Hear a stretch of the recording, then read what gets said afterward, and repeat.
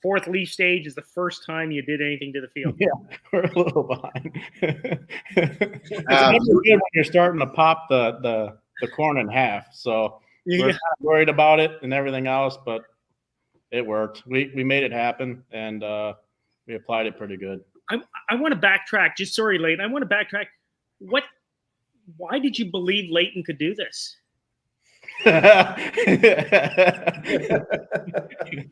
Good question. He called me freaking the fuck out for a month anyway. Just, are you sure? Are you sure? Are you sure? I'm like, trust me. You trust me. You worked with Michael. He told you didn't need this shit. I'm telling you too. You don't need this shit. But no, there was a lot of fear. But go ahead. An awful lot of fear. Michael always told me, "Oh, you don't need nitrogen. You don't need nitrogen. It's the worst thing for you and everything else." And then he introduced me to Leighton, and he's doing the same preaching. It's like then it started hitting the brain a little bit. Maybe you should start thinking about something else, some other way, and something to help out the plants more than anything else, and then everything else in the soil. And yeah, that's when I started gaining a lot of trust. And then I was like, nah, screw it, we're jumping. So we jumped, and here we are.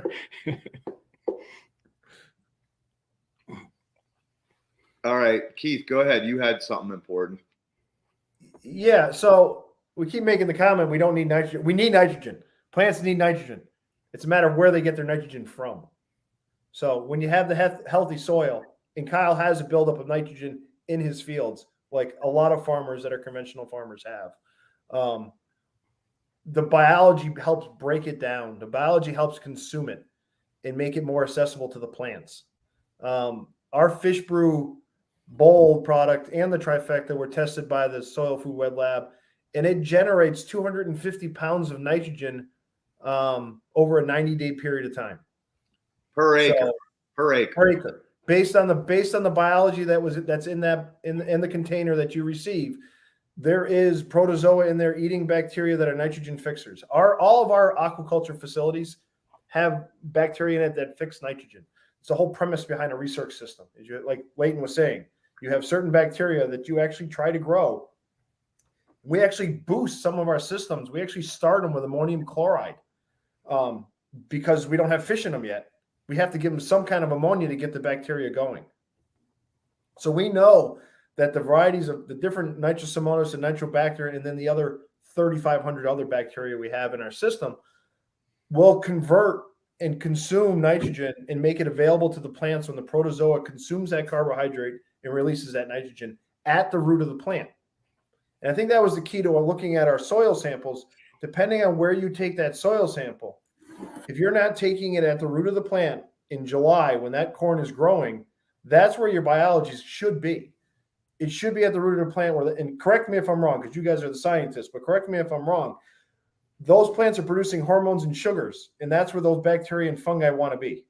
So if you're not sampling at that root of the plant, you may not catch the protozoa because they're in a mode of feeding, which is right at the root of the plant, which is what you want, because then that's where they're excreting the nitrogen. Again, that may be why we saw zero. And that was because of the soil sampling. And now that we've said that to Kyle, he'll be more concise in the way and method and where he's pulling those soil samples. Ab, you wanted to say something? I was just wondering, Kyle, did you send Leighton a soil test last May? And what type of soil organic matter would you have had? He had almost none.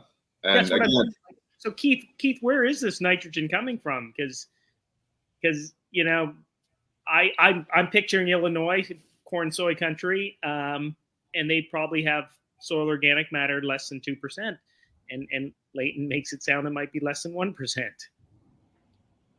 So bottom line is, inside of every living thing, I don't care whether it's a bacteria or a super predator, there is what's called a C to N ratio.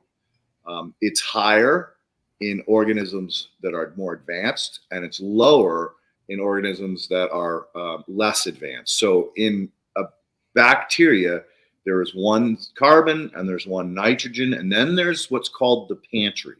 The pantry is in the inner cell, in with the nuclei and the oreganolos. And in there are all of the other potential elements from the periodic table, depending on where you are. Hopefully not any radioactive stuff. But anyway, that pantry is what I was talking about earlier, the superfood. So if you give this bacteria exposed to all of these, again, solubilizing bacteria, ones that can solubilize. Not all of them can solubilize everything. Some of them are specialized, but that's where diversity comes in. So you have a lot of these solubilizing bacteria, which you get in an aquaculture system. They're going to pull that raw minerals or elements up into their body. So when the protozoa eats it, the protozoa can't hold on to that nitrogen because it'll explode if it takes it. So it's pooping out that nitrogen. That's where the 200 pounds per acre over a 90-day period comes into play. The nitrogen's already there. It's locked up in the bacteria.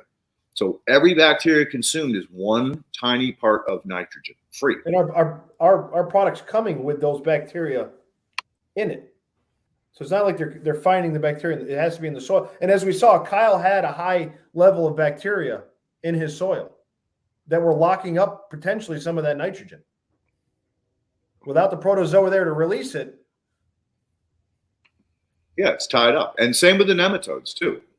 We didn't get a lot of nematodes this year because, again, we didn't use all three products.